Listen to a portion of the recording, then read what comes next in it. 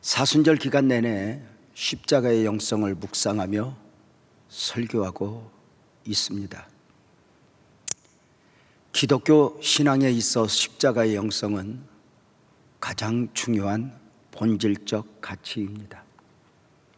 기독교가, 교회가 십자가의 영성을 상실했다면 기독교가 기독교 아닐 수 있고 교회가 교회 아닐 수 있습니다.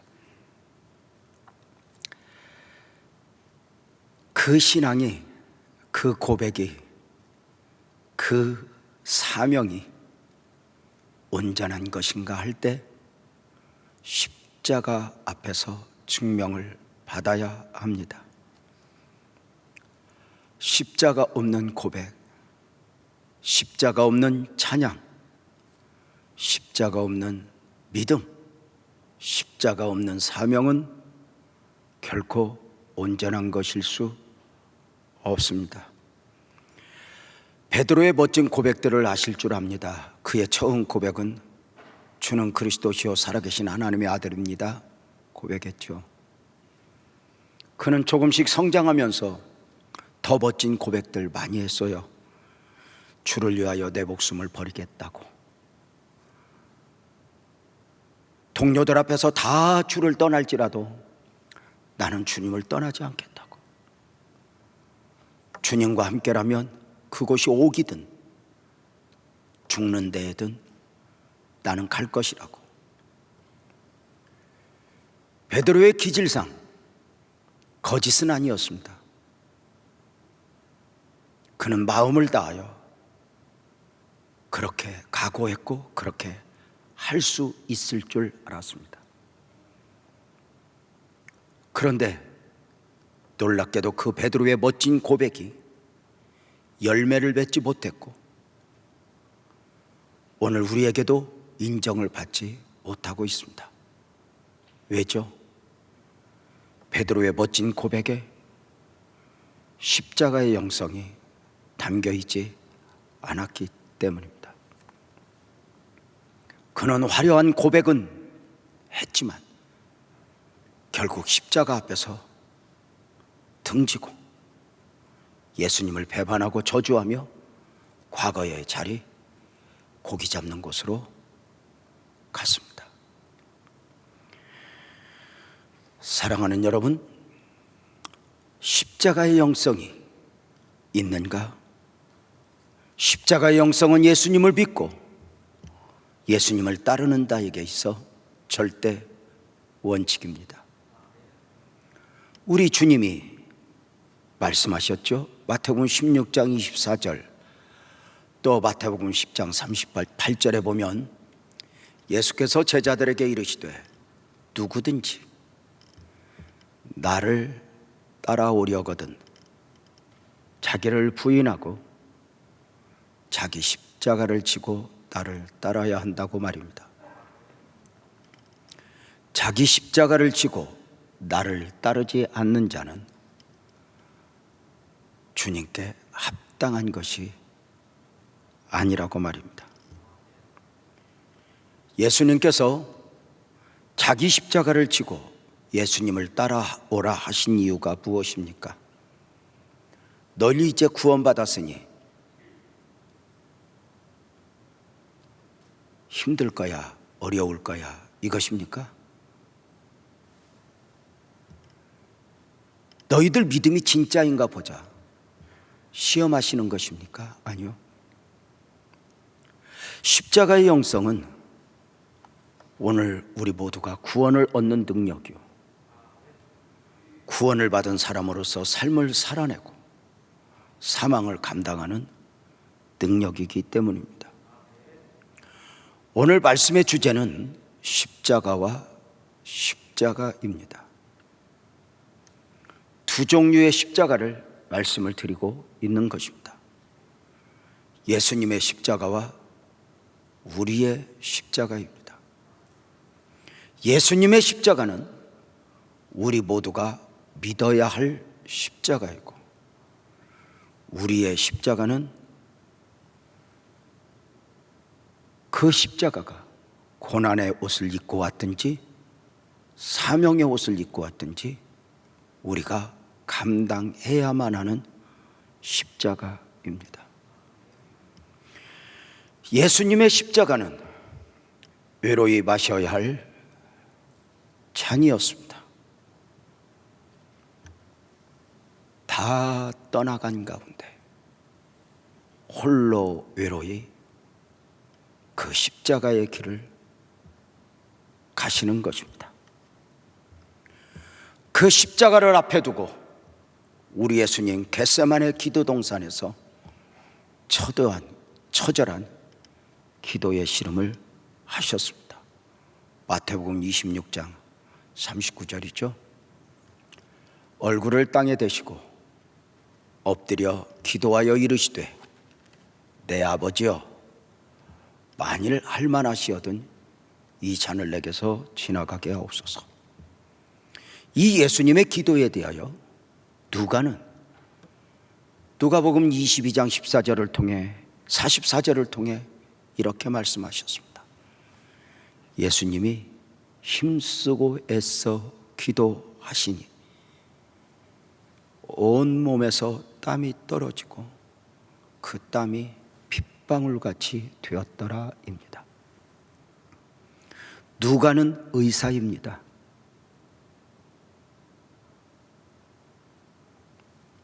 누가는 그 땀의 색깔을 알았던 것입니다. 그 애절한 기도가 무엇이었다고요? 이 잔이 내게서 지나가게 하옵소서. 주님은 십자가를 지기 위해 오셨습니다. 죽으시기 위해 오셨습니다. 그 길을 마땅히 가셔야 한다는 것을 잘 아셨습니다. 그럼에도 불구하고 그 길은 피하고 싶었던, 포기하고 싶었던, 눈을 감고 싶었을 만큼의 처절한 고통이었습니다. 나의 원대로 마우시고 아버지 원대로 되기를 원하나이다. 우리 예수님은 기도를 마치신 후에 대제사장 그리고 총독 빌라도, 헤롯, 가야바 법정 밤이 맞도록 끌려다니면서 불법 재판을 받으셔야 했습니다. 그 불법 재판 가운데 빌라도는 예수에게 십자가 사형을 언도합니다.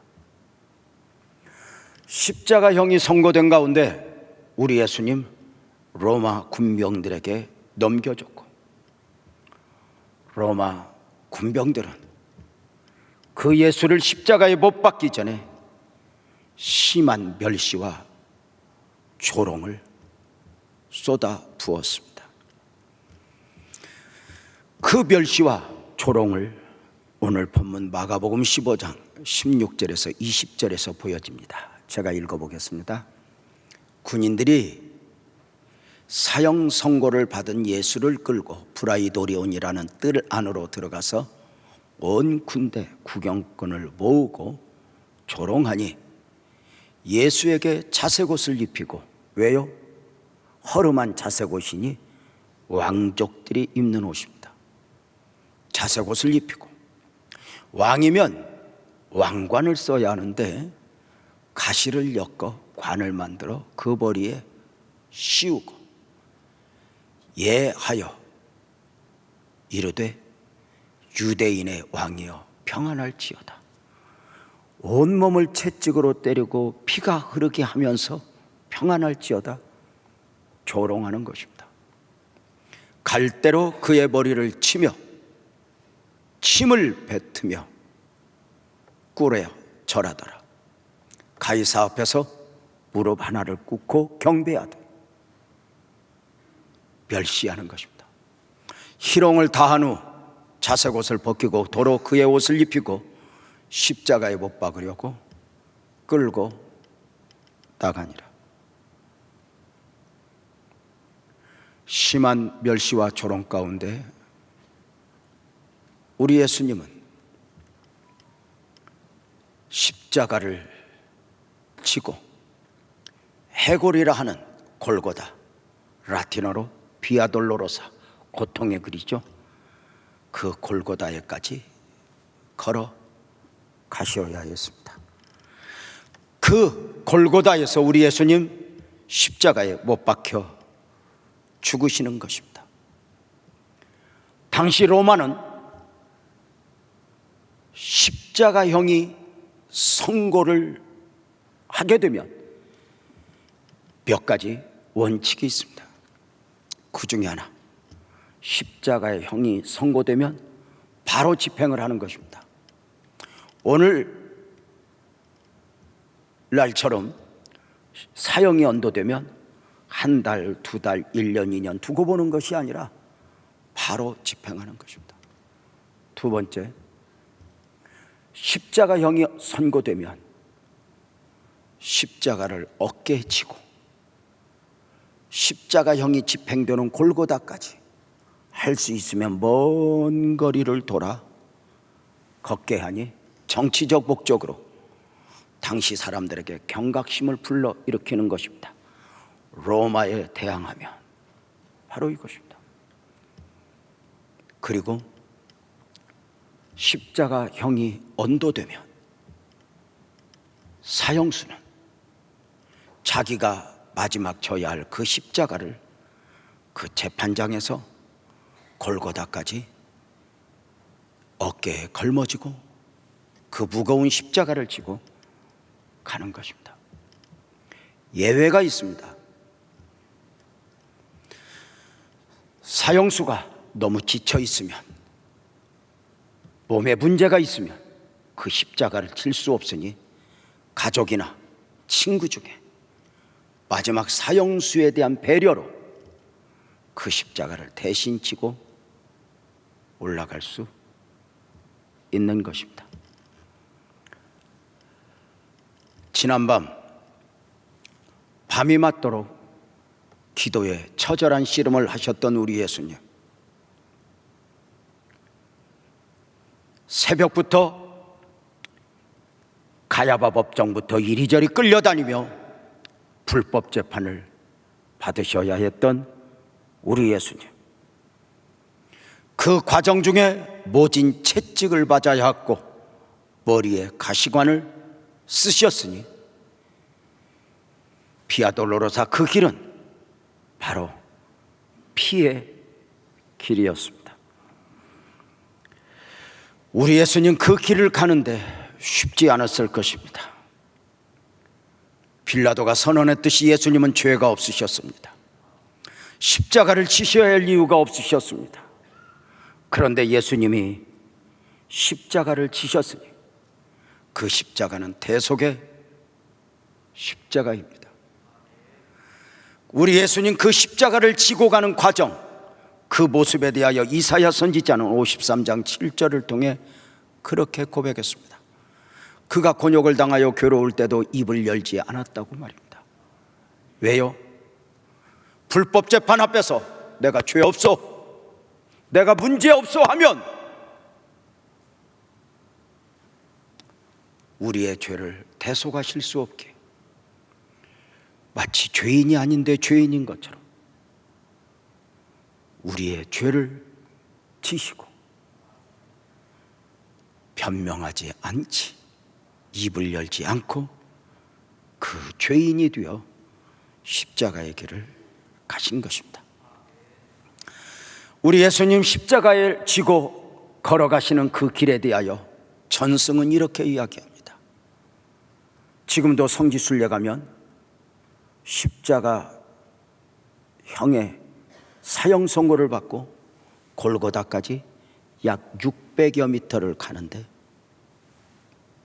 그렇게 가는 동안 우리 예수님이 쓰러지고 쓰러지고 또 쓰러지고 전승은 14번 쓰러지셨다고 합니다.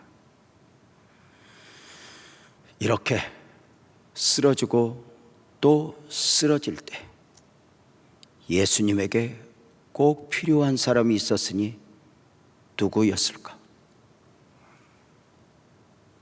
지쳐버린 우리 예수님 대신 십자가를 져줄 사람입니다.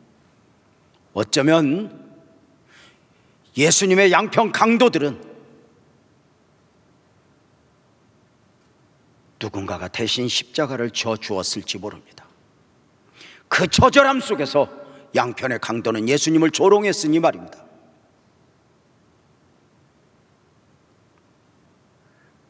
우리 예수님 또 한 번 쓰러지고 또 한 번 쓰러지고 머리에 가시관을 쓰셨으니 그 피를 흘리는 가운데 눈을 떠 찾았지만 아무도 없습니다. 죽는 데라도 함께 하겠다던 베드로도 너희가 나의 마시려는 잔을 마실 수 있느냐? 오른편 왼편을 욕심냈던 야고보와 요한도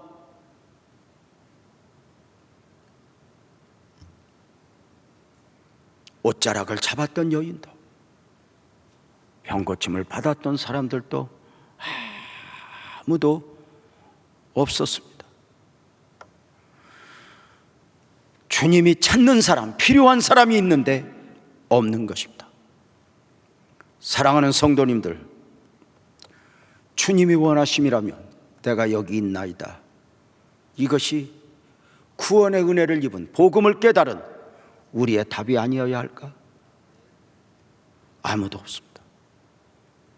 여러분은 어떠하십니까?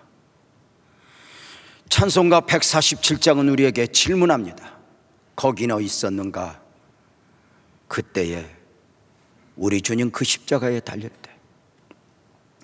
거기 너 있었는가? 그때에 우리 주님 그 나무 위에 달릴 때. 거기 너 있었는가? 그때에 우리 주님 그 무덤 속에 누일 때. 거기 너 있었는가? 그때에 우리 주님 무덤에서 나올 때. 사랑하는 성도님들,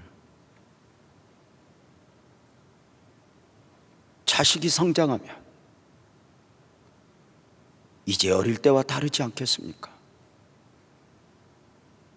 어릴 적에는 부모의 도움을 끊임없이 요구하지만 이제 성장했다면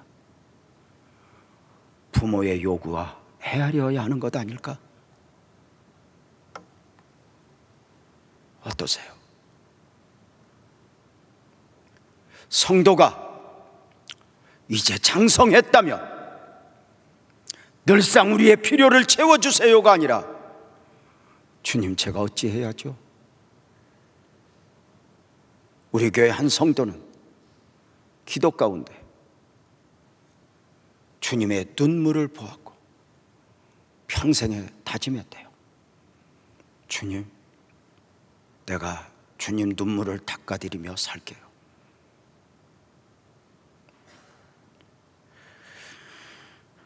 거기 너 있었는가? 그때에 주님은 한 번 또 한 번 쓰러졌는데, 전승은 좀 더 정확하게 이렇게 말합니다. 쓰러지고 쓰러지고 또 쓰러져 마지막 14번째 그만 무릎을 탁 꿇었는데 무릎이 탈골되어 십자가를 지고는 더 이상 일어날 힘도 걸을 힘도 없었다고 말입니다. 마지막 14번째 쓰러졌을 때 로마 군병들은 사정없이 채찍을 내리치며 일어나라 했지만 우리 예수님이 일어날 수 없었습니다. 무릎이 탈골되었음을 알고 로마 군사는 바로 옆에 있는 구레네 사람 시몬, 그를 데려다가 너 이 십자가 배 하고 매게 한 것입니다. 구레네 사람 시몬은 시골에서 사는 사람이었는데 유월절을 지키러 예루살렘에 왔다가 마침 사형수가 십자가를 메고 간데 수많은 구경꾼들과 함께 구경하고 있었는데 예수님이 자신 앞에 쓰러졌고 그리고 그 십자가를 지게 되었으니 그 모습에 대하여 마가는 15장 21절에 대해서 이렇게 말합니다. 마침 알렉산더와 루포의 아버지인 구레네 사람 시몬이 시골로부터 와서 지나가는데 그들이 그를 억지로 같이 가게 하여 예수의 십자가를 지우고입니다. 자원함으로가 아니라 억지로, 계획했던 바가 아닌데, 원해서가 아닌데, 준비한 것도 아닌데 억지로 그 십자가를 지고 주님과 함께 비아 돌로로사 그 길을 끝까지 간 것입니다. 어쩌면 시몬은 그 십자가를 지고 가면서 로마 군사들에게는 한마디도 하지 못하고 처절하게 지쳐있는 예수님을 향하여 원망했을지 모릅니다. 왜 내 앞에서 쓰러졌냐고.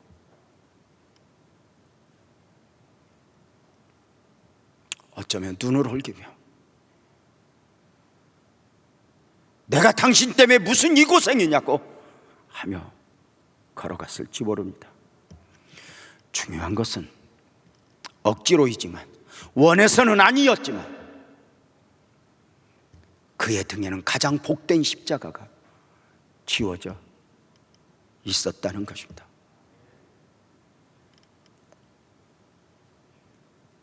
구레네 사람 시몬이 졌던 그 십자가 안에는 엄청난 하나님의 섭리가 담겨 있는 것 아십니까? 어떤 섭리가 담겨 있을까? 시몬이 졌던 예수님의 십자가는 처음부터 예수님의 십자가가 아니었습니다. 예수님은 죄가 없으시니 십자가를 져야 할 이유가 없으셨습니다. 죄 없으신 예수님이 십자가를 져야 했던 이유는 자기 백성의 죄를 대신한 대속의 십자가입니다. 예수님은 처음부터 자신의 십자가를 지신 것이 아니라 자기 백성의 십자가, 좀 더 정확하게 표현하면 구레네 사람 시몬의 십자가를 지고 가다가 시몬 앞에서 쓰러진 것이고, 그 예수님의 십자가가 시몬에게 지워진 것입니다. 여기서 우리는 하나님의 섭리를 보는 것입니다. 시몬은 어쩌면 왜 내 앞에서 쓰러졌냐 했지만, 그래서 그는 모를 때는 억지로 십자가를 졌지만 나중에 깨닫고 보니 그 십자가는 예수님의 십자가를 자신이 진 것이 아니라 처음부터 자신의 십자가를 예수님이 지고 가셨고, 그 예수님이 자신 앞에 쓰러지게 되면서 자신의 십자가를 자신이 져야 했다는 것을 나중에 깨달아 알게 된 것입니다. 그러니까 십자가는 보여지는 부분은 그냥 구레네 사람 시몬 앞에서 예수님이 쓰러진 것 같지만, 예수님이 쓰러지고 또 쓰러지고 쓰러지는 중에 한 걸음 한 걸음 십자가 주인을 찾아온 것입니다.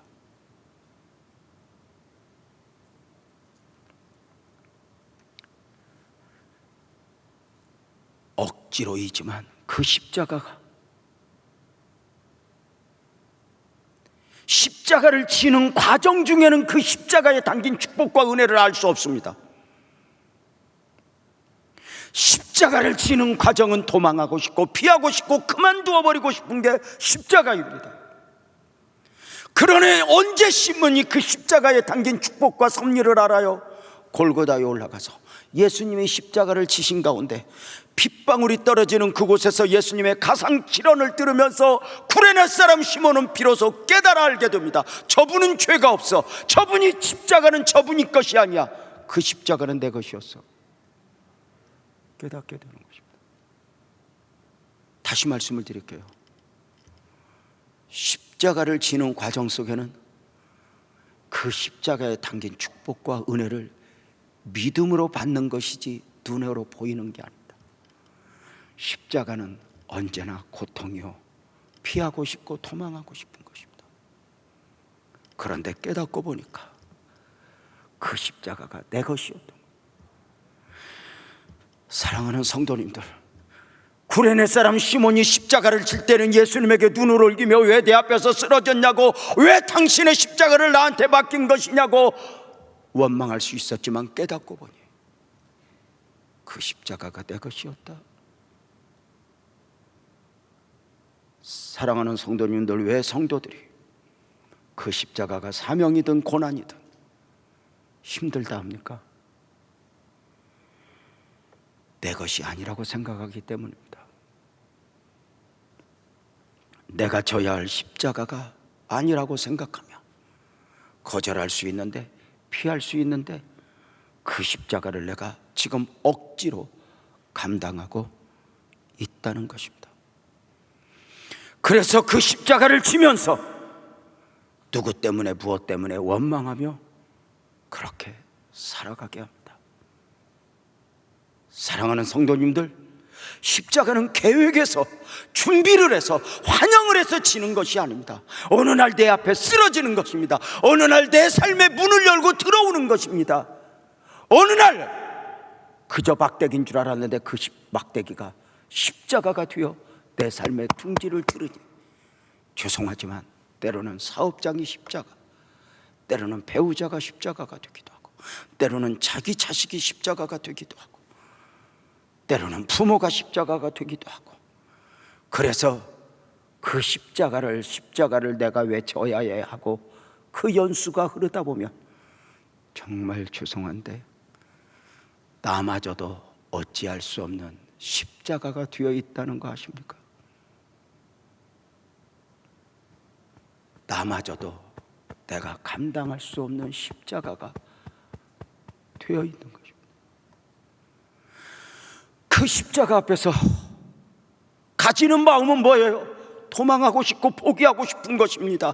능력이 없어서 부족해서 아닙니다. 십자가는 만만한 것이 아닙니다. 능력이 없고 돈이 없고 약해서가 아닙니다. 우리 예수님도 십자가 앞에서 도망하고 싶었습니다. 우리 예수님도 십자가 앞에서 피하고 싶었습니다. 그래서 이 잔이 댁에서 지나가기를 원한다고 고백했습니다. 그런데도 그 십자가를 져야 되는 이유가 무엇이었습니까? 그 십자가 안에 길이 있었기 때문입니다. 아시죠? 사순절 기간 십자가 설교를 시작하면서 드렸던 말씀이 있습니다. 십자가의 영성이 담겨지면서 성경은 글이 아니라 길이 된다고. 십자가의 영성이 담겨지면서 성경 말씀은 사상이 아니라 진리가 되고, 십자가 영성이 담겨지면서 성경은 정보나 지식이 아니라 생명이 된다고요. 죽느냐 사느냐라고. 다시 말씀을 드릴까요? 십자가의 영성이 담겨지면서 성경은 글이 아니라 길이 된다. 오늘 말씀을 전하는 중에 사랑하는 성도님들에게 부탁을 드리고 싶은 게 있어요. 오늘 우리의 고난, 아픔을 십자가의 영성으로 승화시키자고 말입니다. 그 십자가 안에 길이 있다고 말입니다. 십자가가 도망하고 싶고 포기하고 싶고 그만두어 버리고 싶지만 십자가 밖에서 길을 찾아서는 안 된다고 말입니다. 지나온 날, 살아온 날, 여러분의 삶은 어떠하셨습니까? 주님과 함께 오셨습니까? 그랬으면 됩니다. 십자가를 붙들고 사는 우리 모두가 무슨 영화를 꿈꾸며 살겠습니까? 그런데 분명한 거 있습니다. 십자가 붙들고 그 안에 길이 있다.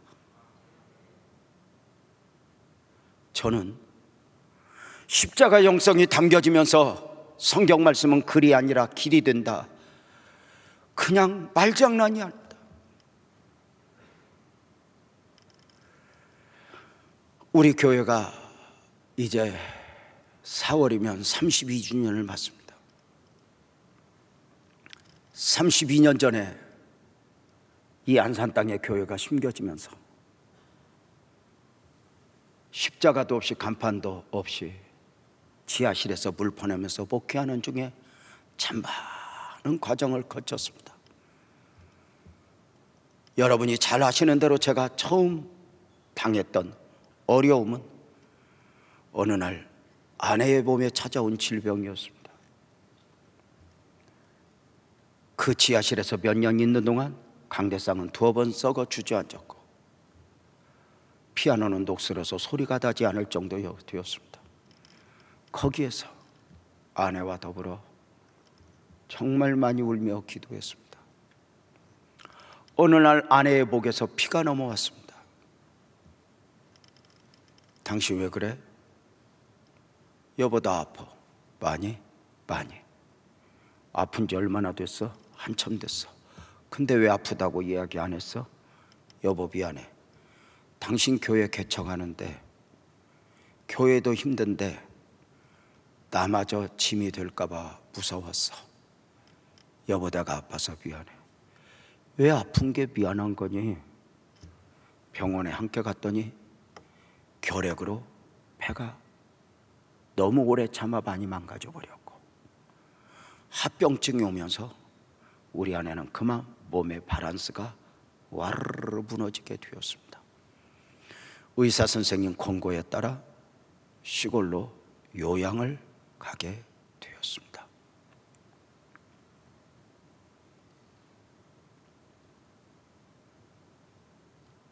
아이와 함께 그 지하실에서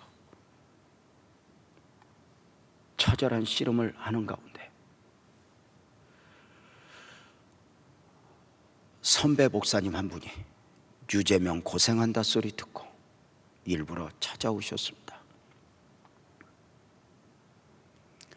지하실을 보더니 한숨을 푹 쉬며 주변을 보더니 이렇게 말합니다. 유재명, 너 죽으려고 환장했냐? 이곳이 봐라, 이곳이 목회할 자리냐? 밖에 보아라, 이곳이 목회가 가능한 자리냐? 거기에 십자가도 없어? 너 사모 시골로 요양 갔다며. 너도 죽어야 정신 차릴래? 빨리 이사가. 이곳은 아니야. 그러면서 저에게 봉투 하나를 주고 갑니다. 선배를 배웅하고 그대로 강단에 올라가서 그 봉투를 내려놓고 쏟아부어 울었던 기도가 그 기도입니다. 하나님, 아내 시골로 요양 보내고요. 교회 부흥은 안 되는 가운데 처절한 질병, 아픔을 안게 되었네요. 선배가 이사 가래요. 그런데 주님, 저 이대로 이사 못 가요. 이곳에 처음 개척할 때 저는 선포했어요. 하나님이 보내셨다고, 이곳에서 역사하실 것이라고. 저 이사 못 가요. 제가 이 지하실에서 자유하는 원리는 2가지예요. 하나는 죽어서 저를 죽여주세요. 또 하나는 부흥시켜주세요. 쫓겨간 것이 아니라 축복의 은혜를 입고 갔다 소리 듣고 싶어요.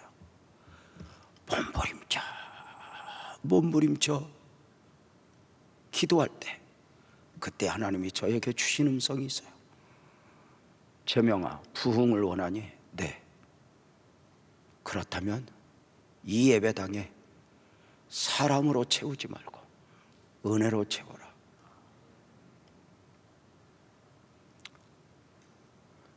여러분, 지하실에 사람으로 채우는 것은 힘들었지만 은혜로 채우는 것은 할 수 있었습니다. 몸부림을 쳐 기도했고 놀랍게도 어느 날부터인가 예배당은 그 지하실에 앉을 자리가 없도록 부흥이 되었습니다. 그 다음에 축복을 누릴 수 있었죠. 제가 무엇을 말씀을 드리는 거예요? 십자가 안에 길이 있었던 것입니다. 십자가 밖에 길이 있었던 게 아닙니다. 만약에 저는 그 선배의 말을 듣고 이곳이 아닌가 봐 하고 더 좋은 장소, 더 좋은 환경을 찾았다면 아마 저는 지금도 더 좋은 장소, 더 좋은 환경을 찾으며 헤매이고 있을 것입니다. 그러나 십자가의 영성을 담아내고 보니 그 고난, 그 아픔 안에, 다시 말씀을 드릴까요? 십자가 영성이 당겨지면서 성경은 글이 아니라 길이라. 내 삶의 고난에 십자가의 영성을 담아내니 단순한 고난이 아니라 그 안에 길이 있었던 것입니다. 어디로 가야 할까, 어떻게 해야 할까가 아니라 바보가 되어 주님 붙들고 씨름하는 것 말입니다. 오늘 성도의 안타까움이 무엇입니까?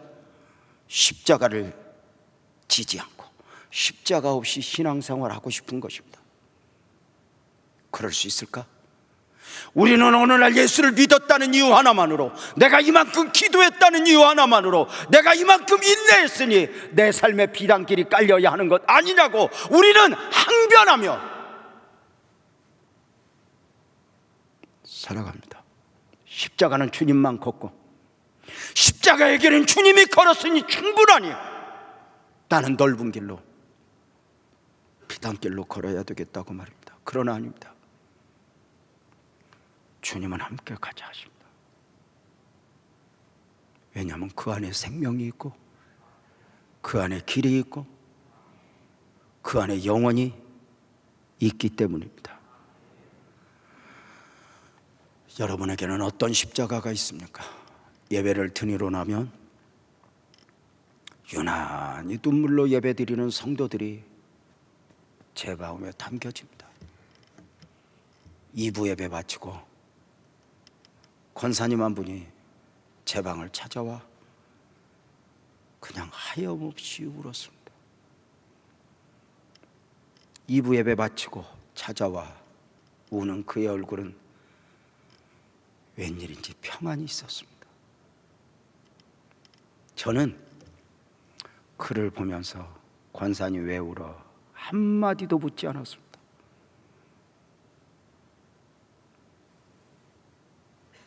알 것 같았습니다. 내가 아니에요, 주님이. 한참을 울더니 그 권사님이 이렇게 말하네요. 목사님, 나 이제 갈게요. 권사님, 지금까지 십자가의 길 걸었으니 앞으로는 비단길 아니야. 우리는 끝까지 그렇게 가는 거다 알았다. 사랑하는 여러분, 그 고난, 그 안에 길이 보이지 않는다 하여 십자가를 인위적으로 피하고 도망하면 대가를 지불하는 거 아세요? 도망할 수 있다고 생각하세요? 부산에 집회를 갔을 때 장로님 한 분이, 멋진 장로님 한 분이 그 부산의 아름다운 태종대 그 한편에 있는 식당에서 맛있는 식사 대접을 해 주셨습니다. 며칠 집회하니 그 장로님 집이 교회와 붙어있는 담 하나의 사이를 두고 목사님 사택처럼 장로님 집이 자리하고 있다는 것을 알았습니다. 알고는 있었지만 장로님이 식당에서 자기소개를 이렇게 합니다. 목사님 안녕하세요. 저는요 교회에서 가장 집이 가까운 성도입니다. 잘하셨어요. 악수를 하면서 장로님 복도 많네요. 어쩌면 그렇게 교회와 가까운 곳에 집이 있어요?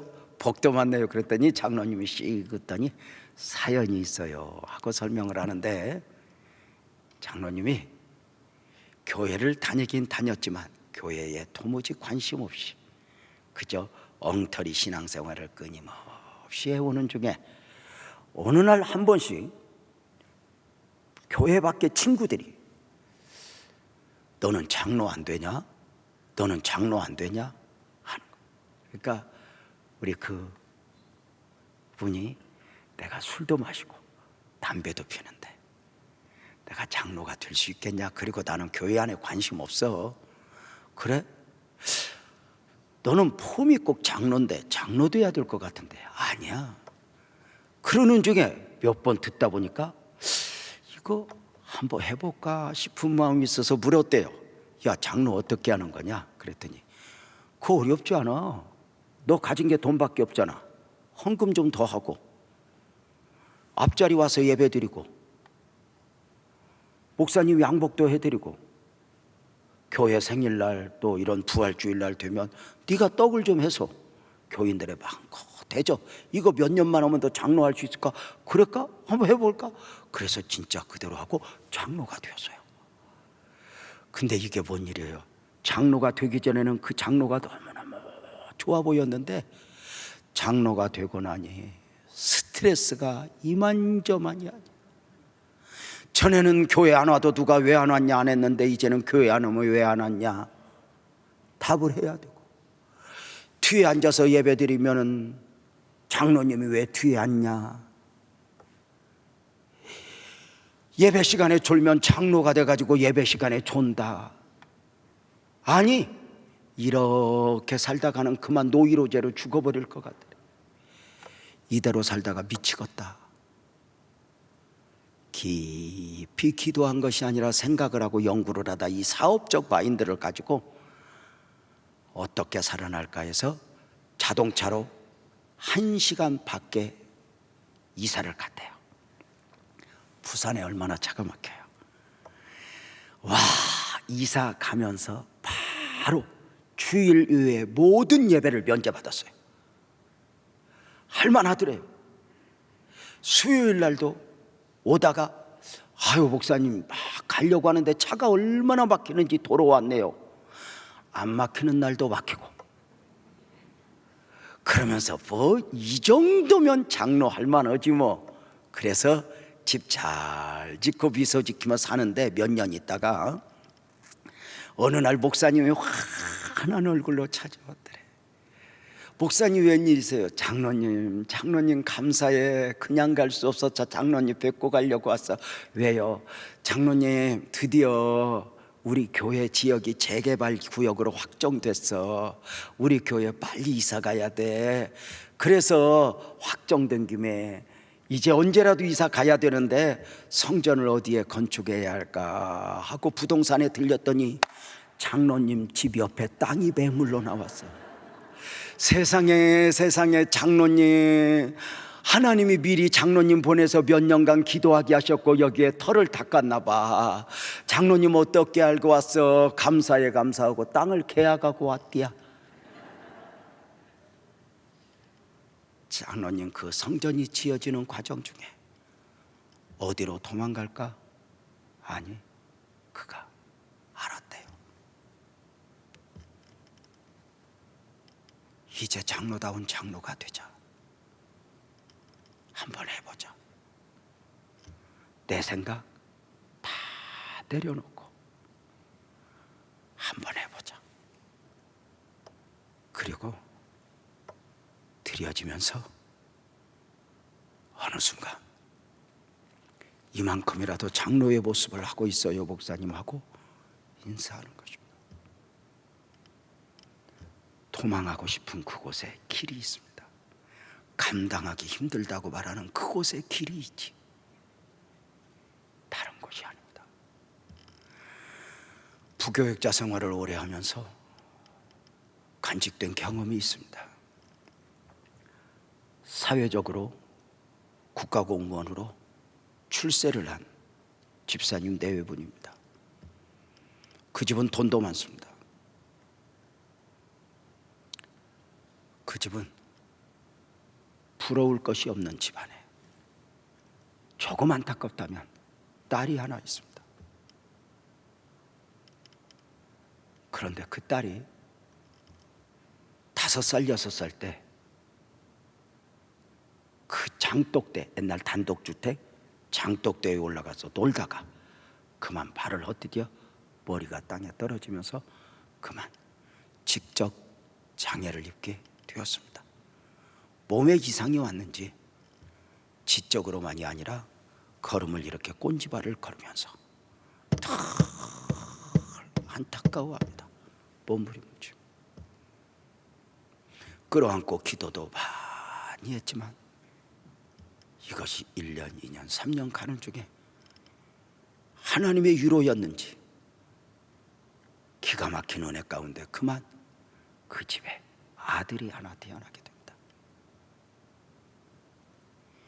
이 아들이 성장하면서 누나 보면서 흉내를 내는 겁니다.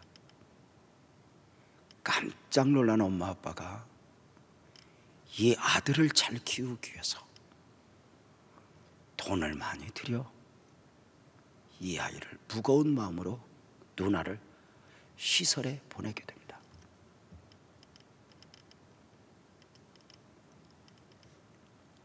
이 아들을 위해서라는 명분이 있었습니다. 그리고 몇 년 그 아이가 누나 나이가 되어 성장할 때 누나와 똑같은 장애우의 모습을 하고 있는 것입니다. 그래서 이렇게 했다, 이걸 말씀을 드리는 게 아닙니다. 그 어미, 그 아비는 하염없이 울었습니다. 너무 늦게 알았습니다. 시설로 보낸 그 아이가 복이라는 걸.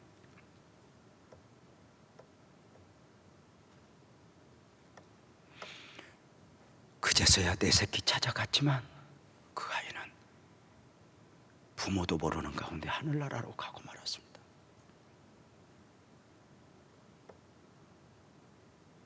사랑하는 성도님들,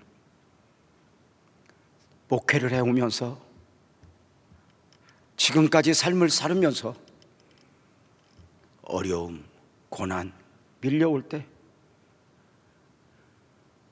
그 고난이 복이 아니라 그 안에서 십자가 붙들고 있으면 그 안에 길이 있다는 것을, 그 안에 주님의 축복이 담겨 있다는 것을 몸으로 삶으로 처절하게 경험했습니다.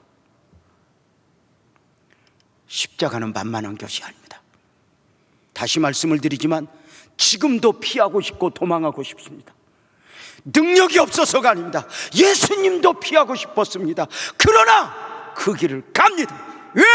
그 길이 내가 가야 할 길이라고 믿는 것입니다. 무엇보다도 그 십자가 안에는 축복이 담겨 있습니다. 구레네 사람 시몬이 억지로 십자가를 지고 가다가 준비하지 않았기에 십자가의 어깨에 걸머지고 비아돌로로사 그 길을 가고 골고다로 가는 중에 그만 어깨에 상처가 나서 평생에 십자가를 진 흔적이 남았다고 말합니다. 바울 사도가 40의 하나 감암에 태장으로 받고 그 사명을 감당하는 중에 고백했던 내용이 갈라디아서 6장 17절에 있습니다. 누구든지 나를 괴롭게 하지 말아라. 내가 내 몸에 예수의 흔적을 지니고 있다. 여러분은 어떠하십니까? 여러분의 삶의 자리에 십자가의 흔적은 있으십니까? 누구 때문에, 무엇 때문에 여기에 매여 허우적대고 있지는 않습니까? 이렇게 말씀을 드렸죠. 예수님이 내 앞에 그냥 쓰러진 것이 아니라 십자가 주인을 찾아온 것이라고. 시몬아, 이거 네 거야. 근데 십자가를 지는 중에는 그 십자가 안에 담긴 축복과 은혜를 몰라요. 언제 알아요? 십자가를 다 지고 나서 주님 안에서 그 십자가의 해답을 얻어요. 십자가는 울면서 지는 거죠. 억지로라도 지는 것이죠. 놀랍게도 구레네 사람 시몬이 십자가를 지면서 받은 복은 구원사역의 예수님 동역자로 마지막 동참자가 되었죠. 놀랍게도 구레네 사람 시몬은 억지로 십자가를 지고 골고다에 올라 예수님이 십자가에 못 박히는 과정 중에 예수님이 그 십자가에서 흘리는 그 핏방울로 자기 몸을 적시면서 가상칠언 예수님 한마디 한마디를 담아내면서 구레네 사람 시몬은 완전히 달라져요. 십자가의 원리를 깨달아요. 십자가를 지고 올 때는 몰랐는데 그 예수님의 십자가 앞에서 깨달아요. 저 십자가가 내 십자가였구나. 그리고 나중 구레네 사람 시몬은 사도행전 13장 1절에 보면 교회 중에 교회, 모범된 안디옥 교회, 선교사를 제일 먼저 파송했던 그 교회의 지도자 5명 중에 한 사람이 되어 있어요. 놀랍죠. 사울이 바울도요, 사역을 시작할 때 예루살렘 교회에서 제일 먼저 파송된 곳이 안디옥 교회예요. 결혼하지 않은 바울이 파송을 받아 안디옥 교회에 가면서 아마도 구레네 사람 시몬 집에 머물렀든지 그 옆에 살면서 도움을 받았든지 영적인 영향을 얼마나 받았는지 로마서 16장 13절에 보면 바울 사도가 그렇게 고백했어요. 루포의 어머니에게 분한하라. 그의 어머니 구레네 사람 시몬의 어머니는 나의 어머니라. 무슨 말이에요? 디모데를 영적 아들로 영적 영향력을 끼쳤던 그가 구레네 사람 시몬의 부부로부터 영향을 받으면서 그 어머니는 내 어머니가 되었다. 어쩌면 빨래도 빨아주고 음식도 해주면서 은혜를 입었을 거예요. 거룩한 상상을 해봐요. 식사를 하면서 구레네 사람 시몬이 바울 목사님 많이 드세요 하면서 무슨 이야기가 되면 어깨를 까고 바울 목사님 여기 봐봐, 이게 상처, 이게 무슨 상처인 줄 알아? 이거 예수님 십자가 졌던 거야. 한 번만 했을까? 아니요. 여러분 군대 이야기 맨날 하잖아. 또 하고 바울 사도가 이걸 보면서 누구도 나를 괴롭게 하지 마라. 내 몸에 예수의 흔적을 가졌노라. 아무리 부하게 살아도 거기에 예수의 흔적이 보이지 않으면 의미 없어.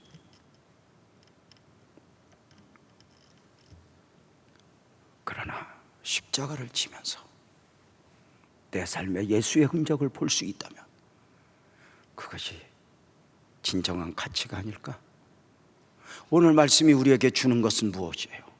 십자가는 지고 싶어서 자원해서가 아니라 억지로라도 지는 것이다. 예수를 믿는 것은 십자가를 지고 따르는 것이니 누구에게 박수 받고자 하는 게 아니다. 철저하게 외롭고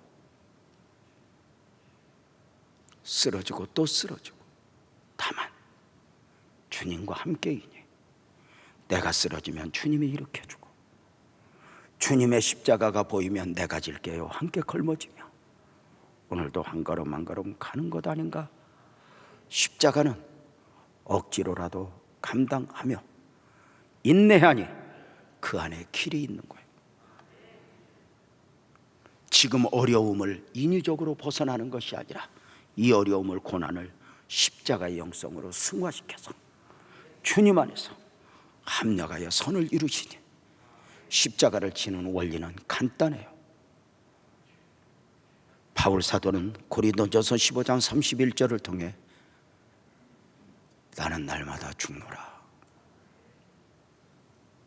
힘으로가 아니라 또 내려놓고 자기를 부인하며 날마다 죽이며 가는 거예요. 십자가 안에는 축복이 담겨 있죠. 그죠? 다시 말씀을 드릴게요. 십자가를 지는 과정에는 십자가에 담긴 은혜와 축복을 절대 몰라요. 그냥 힘들고. 저도 마찬가지예요. 저도 목사로 살아가면서 보기는 좋아요. 그런데 지난 30여 년간 살얼음판을 걸었어요. 지금도 역시 마찬가지예요.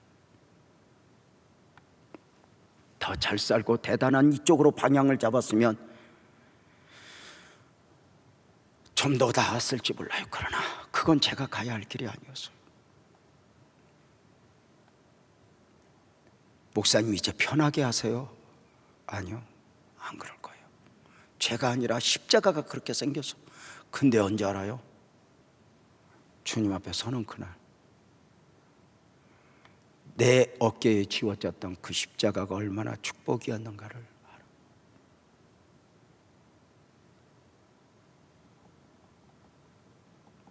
십자가는 선택이 아니에요. 어느 날 문을 열고 들어와요.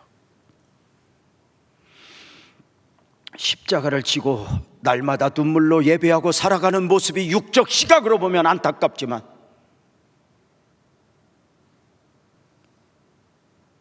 영적 시각으로 보면 언젠가 그것이 복이라는 그 사실을 알게 되죠. 존경하고 사랑하는 성도님들, 고난 앞에서 십자가 앞에서 자유하기보다 그것을 감당할 능력을 구하지 않겠습니까? 주님 더 큰 은혜가 필요하다고.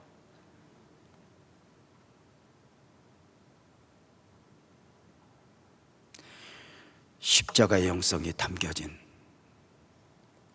우리의 삶,